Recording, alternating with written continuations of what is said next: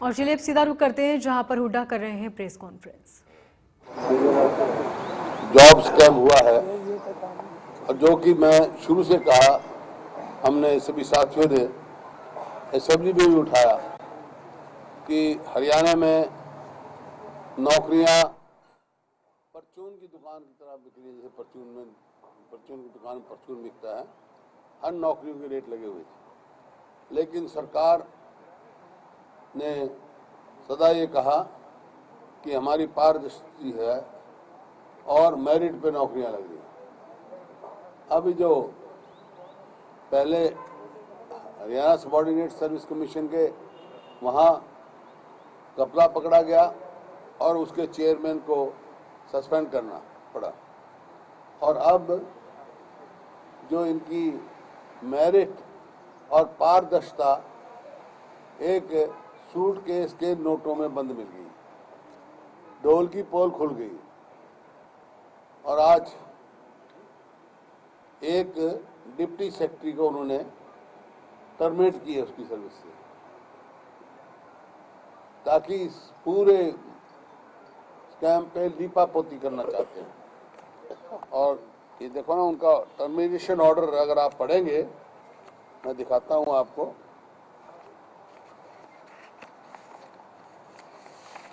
उससे आपको साफ हो जाएगा कि गवर्नमेंट किसको बचाना चाहती है और क्यों बचाना चाहती है। लास्ट पैरा है, पहले तो आ गया, whereas the competent authority has already taking into consideration of all aspects of the case, decided to award a punishment of dismissal from service, which shall ordinarily be disqualification for future employment under government upon Shri Anil Dagar. लेकिन concluding para क्या है, now therefore in the interest of justice the governor of Haryana, by satisfying that it is not practicable to hold inquiry in the matter against Shri Anil Nagar under suspension, impose the punishment of dismissal only. तो inquiry में क्या मनाही थे, dismissal करता रहे, inquiry भी होती रहे।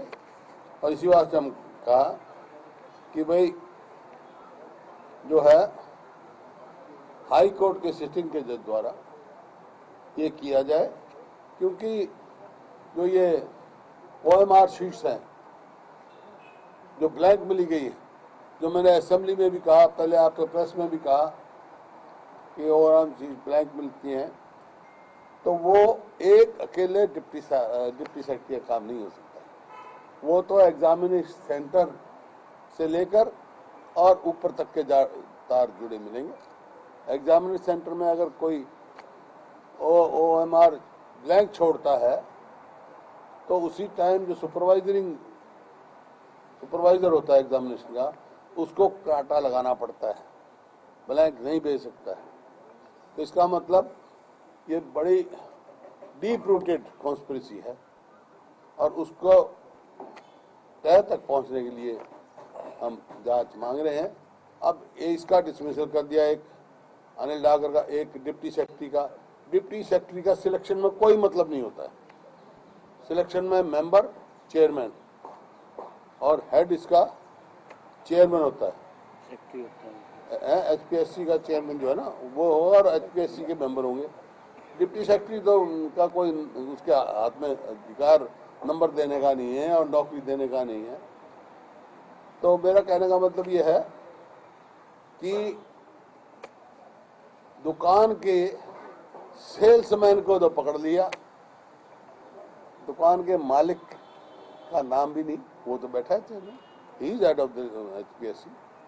तो वो जब तक रहेंगे फिर इंक्वायरी नहीं हो सकती, और एक ही रास्ता है, उसको स्वयं होना चाहिए, नहीं तो उसकी जो है वो कार्रवाई करनी चाहिए, उसको निष्कासित करने की। कॉन्स्टिट्यूशनल है वो पोस्ट है, स्टेट गवर्नमेंट नहीं कर सकती, लेकिन मूव कर सकती है, जिससे हमारे समय में भी हुआ था, और राष्ट्रपति के तक केस जाता है उनका, तो उनको शुड बी डिसमिस्ड, या वो छोड़ जाएं या चले जाएं। और जब तक इंक्वायरी पूरी ना हो हाई कोर्ट के जज के द्वारा, ये अपने उसमें नहीं आए, तभी ताकि इंसाफ का तकाजा यही है। और उसी उसमें संदर्भ में आज ही 4 बजे हम सारे विधायक राज्यपाल जी से मिलकर उनसे आग्रह करेंगे। उनका कार्य क्षेत्र है, HPSC के चेयरमैन मेंबर को ओथ जो दिलवाते हैं वो राज्यपाल दिलवाते हैं, तो वहाँ उनसे हम आग्रह करेंगे कि तुरंत इन पर कार्रवाई करें और ऐसे कमीशन को बर्खास्त करने की आगे कार्रवाई करें, बर्खास्त करवाने की आगे कार्रवाई करें, ताकि जो हरियाणा के युवाओं का जिस प्रकार लूट मची हुई है उनमें एक विश्वास पैदा हो सके।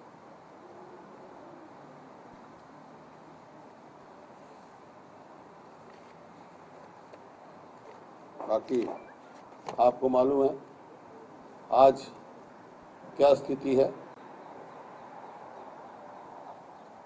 अस्पतालों के 70%, मैं हेल्थ की बात कर रहा हूँ, आज कह रहे हैं कि भाई ओमिक्रॉन आ सकता है, तीसरी वेव आ सकती है, लेकिन 70% स्पेशलिस्ट डॉक्टर्स के पद तो खाली पड़े हैं अस्पताल में हरियाणा में।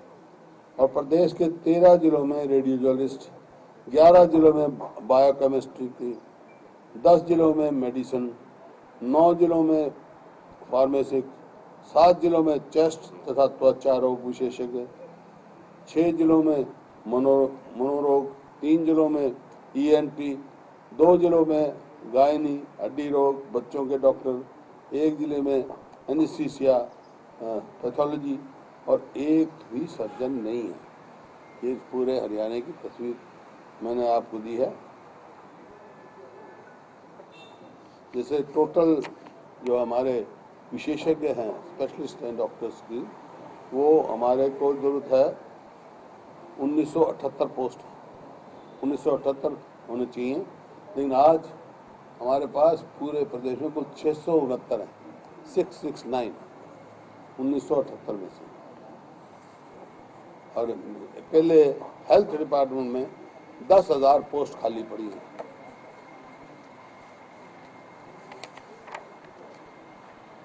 और जो तीसरी लहर की क्या तैयारी हो रही है, जो ऑक्सीजन हमारे पास पूरी है कि नहीं है, पूरी है, क्योंकि जैसे दूसरी लहर में ऑक्सीजन की कमी से बहुत सारी डेथ हुई, हालांकि सरकार मानती नहीं। उन्होंने विश्वास दिलाया था on the floor of the house पे कि हम हाई लेवल कमेटी बनाएंगे, हर जिले से पता करेंगे कि डेथ कितनी हुई, लेकिन अब तक कोई उस तरफ कोई कदम सरकार ने नहीं उठाया। इसी प्रकार से कानून व्यवस्था के हाल है। आज आप कोई अगर आप खबर पढ़ो, 10 खबर हैं तो 10 में से 9 खबरें ऐसी मिलेंगी, कहीं धोखा हो गया, कहीं बलात्कार हो गया, कहीं हत्या हो गई, कहीं एक्सीडेंट हो गया, ऐसी मतलब बुरी खबर पढ़ने को मिलती हैं। अच्छी खबर तो 10 में से 1 मिलती है। जींद का मर्डर, हाँ, जींद है, कोई भी लगाओ, जींद पीछे गुड़गांव होगा, रोज कोई ना कहीं से मर्डर होता है। और जो अपराधी हैं वो तो बेखौफ घूमते हैं, और जो लोग हैं वो खौफग्रस्त हुए हैं। वो खौफग्रस्त, आज कोई अपने आप को हरियाणा में सुरक्षित महसूस नहीं कर रहा।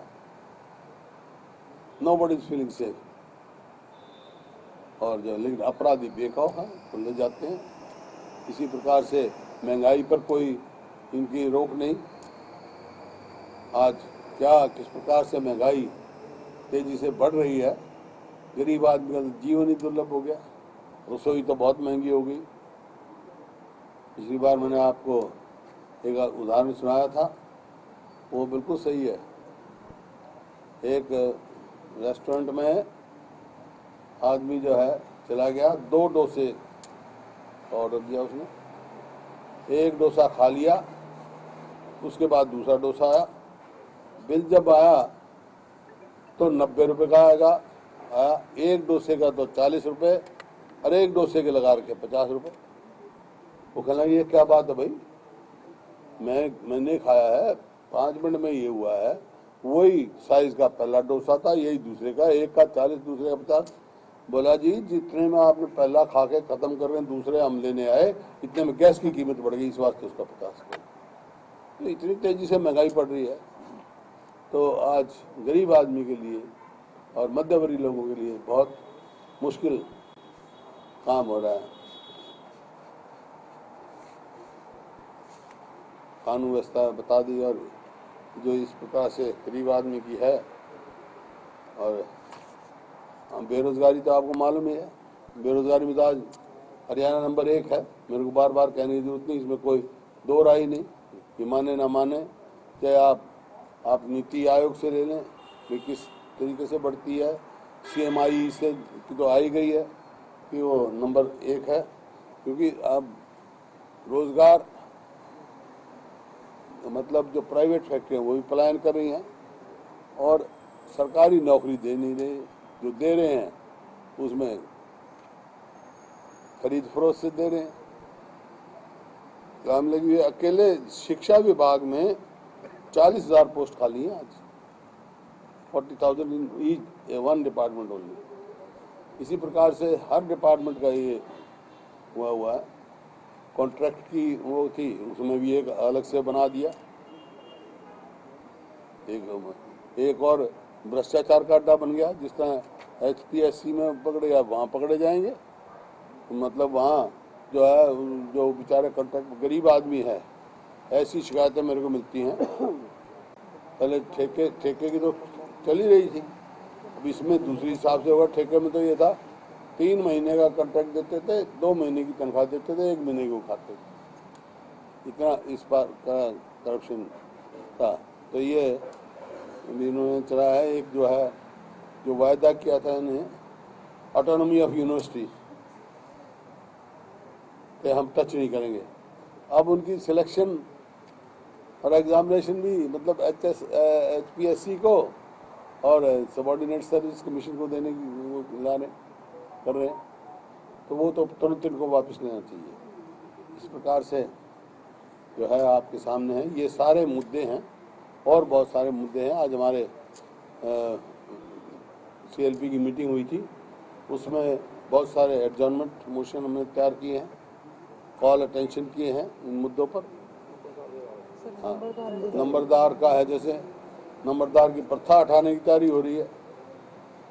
तो एक बात इनकी समझ में आना चाहिए, नंबरदार नहीं तो सरकार भी नहीं है। सबसे नीचे तो वही है, एक कड़ी है सरकार के लिए, उसको ही हटाने की तैयारी हो रही है। ये लगाने के वाली सरकार नहीं है, ये हटाने वाली सरकार है। इससे दो रहा है। इसी प्रकार से और जो बहुत सारे जो खेतों में पानी भरा है, उसके लिए हमने एडजस्टमेंट मोशन दी है। कोई सरकार की तरफ से पुख्ता कार्रवाई नहीं हो रही। और जो बार बार ये कहा जा रहा था इनसे कि हम एक एक दाना खरीदेंगे MSP पे धान का, आप सबने देखा बाजरे का क्या हाल हुआ। बाजरा तो 800-900 रुपये क्विंटल बिका, और उसमें धान में लिमिट फिक्स कर दी, 1 एकड़ में हम इससे ज़्यादा क्विंटल नहीं लेंगे। तो एक एक दाना खरीदना है तो लिमिट किस तरह बात की है। धान को भी जो है जो 1400 रुपये का है। हाँ, और खाद आज पहले DAP नहीं मिल रहा था, अब यूरिया भी नहीं मिल रहा। बिजाई का टाइम है गेहूं का, सबसे ज़्यादा दिक्कत वाली बात है। तो कोई भी चीज़ कहीं भी हाथ लगा के देख लो आप, आज हर वक्त वहाँ परेशानी है। तो ये सारे मुद्दे जो हैं हम साथियों ने एडजॉर्नमेंट मोशन पूरी जोर से उठाएंगे, और इस सरकार को जो हमारा जो कार्यक्रम चल रहा है हमारी CLP का, कांग्रेस नेशनल पार्टी का, विपक्ष आपके समक्ष जो लोगों ने वहाँ फीडबैक दिया है, उन लोगों की, हरियाणा के लोगों की आवाज़ बनकर विधानसभा में जोर शोर से उनके मुद्दे उठाए। और आपने कोई सवाल पूछना पूछ लो, कि 2 बजे हमारी मीटिंग भी है। गवर्नर से डिसमिसल डिमांड करेंगे आप क्या? हाँ करेंगे, हम ज्ञापन देंगे। टाइम तय हो गया वैसे, मिल गया? हाँ 4 बजे। साहब आपने सवाल किया कि बर्खास्तगी को लेकर के आज आप मिल भी रहे हैं, इससे पहले भी आपने बयान दिया था कि चेयरमैन को बर्खास्त होना चाहिए। नहीं, कमीशन को। हाँ, कमीशन को भी। जिस तरीके से दफ्तर के अंदर जो पैसे बरामद हुए थे, उसके बाद दफ्तर में लगातार आवाजाही है, दफ्तर भी सील होना चाहिए था, क्योंकि वहाँ देखिए, मैं वो कह रहा हूँ ये अकेला जो है जो डिप्टी सेक्रेटरी वो नहीं है, वो तो अकेला बलि का बकरा है। वो तो पूरा जो पूरा नीचे से ऊपर तक जो शामिल हुए बगैर इतना बड़ा स्कैम नहीं हो सकता है। इसी वास्ते हम जांच मांग रहे हैं। अगर भाई सरकार को नहीं है, वो कहते हैं भाई ठीक है ऐसी बात नहीं है, तो संकोच क्या है उनको? दफ्तर में जो तो आवाज संकोच क्या है? हाईकोर्ट के जज के द्वारा जांच, संकोच क्यों?